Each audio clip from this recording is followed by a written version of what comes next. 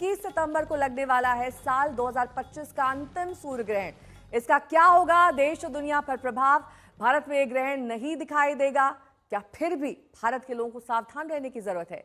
क्या करें क्या ना करें, राशि के हिसाब से हम आपको बताएंगे सभी उपाय, एक एक पहलू पर चर्चा करेंगे। और इस चर्चा के लिए हमारे साथ खास मेहमान भी मौजूद हैं। हमारे साथ सभी खास मेहमानों का परिचय मैं आपसे करा देती हूँ। हमारे साथ मनीषा कौशिक जी जुड़ेंगी, नंता पांडे जी स्टूडियो में मौजूद हैं, बहुत बहुत स्वागत आपका नंता जी।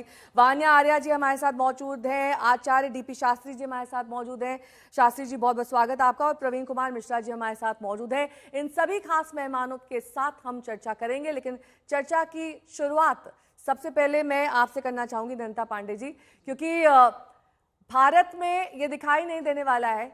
क्या भारत के लोगों को भी सावधान रहने की जरूरत है और किस तरीके से वो इसका लाभ या फिर हानि पा सकते हैं, इस पर चर्चा करें। जी, बहुत ही अच्छा प्रश्न, क्योंकि बहुत सारे लोगों को बहुत सारा कन्फ्यूजन कि ग्रहण तो पड़ रहा है, वो भी पितृपक्ष में महालय अमावस्या के दिन, तो क्या सूतक रहेगा नहीं रहेगा, क्या करें क्या नहीं करें। तो सबसे पहले ये जान लीजिए, देखिए हमारे शास्त्रों में जो लिखा है वो ये लिखा है कि जब तक आप नग्न आँखों से ग्रहण को ना देख लें तो ग्रहण मान्य नहीं होता। तो भारत में इसका सूतक नहीं लगेगा। आप अपने आराम से दोपहर में कुतुब मुहूर्त में, आपको महालय अमावस्या बहुत ही सुंदर दिन है, उस दिन आपको अपने पितरों के नाम से जो भी दान पुण्य करना है आप अवश्य करें।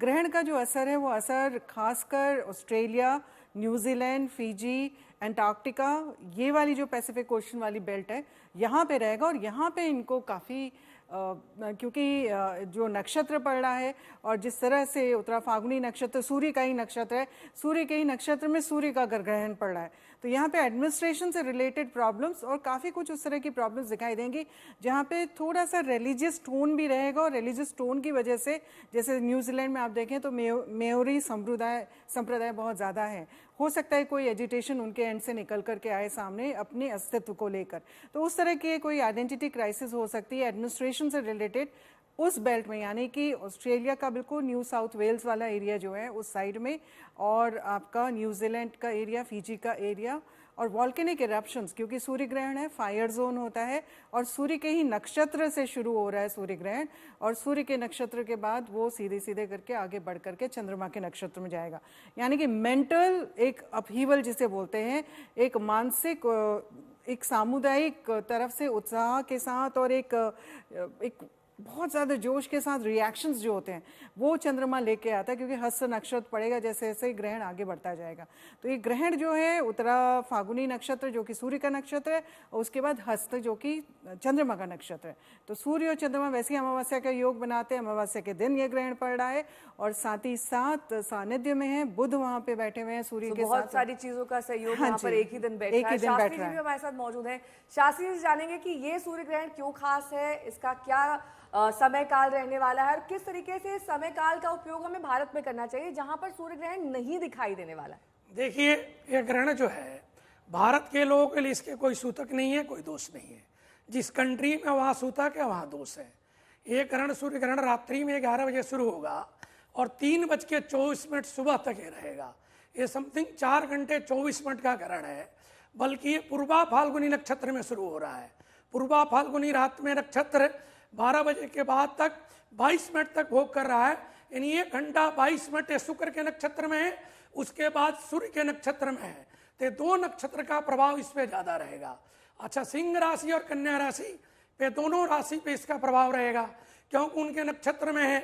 और मिथुन लगन में रात्रि का जो लग्न होगा भारत के हिसाब से, अलग अलग कंट्री का अलग अलग लग्न बनेगा, वो लग्न का भी प्रभाव रहेगा।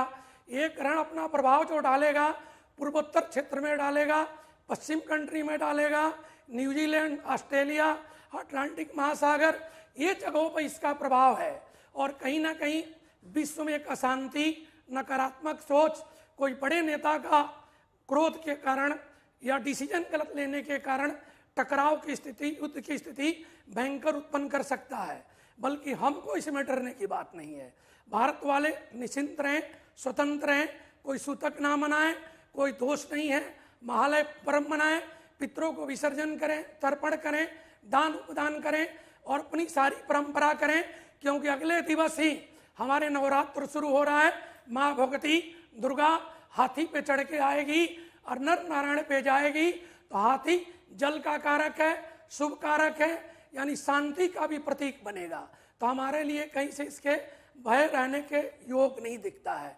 वहाँ पूरे विश्व पे हम देखें तो पश्चिम कंट्री और पूरब कंट्री ये आपस में टकराने की स्थिति में कोई ना कोई इनका डिसीजन इस कारण से गलत रहेगा। नेहा जी, वान्या आर्या जी भी हमारे साथ जुड़े हैं। वान्या जी, देश के लिहाज से, दुनिया के लिहाज से किस तरीके से ये लाभकारी है ये सूर्य ग्रहण या फिर विनाशकारी है? क्योंकि कई ऐसे देश हैं जहां पर इस वक्त वॉर की स्थिति बनी हुई है। क्या उस पर विराम लग सकता है या फिर वो और ज्यादा बढ़ सकती?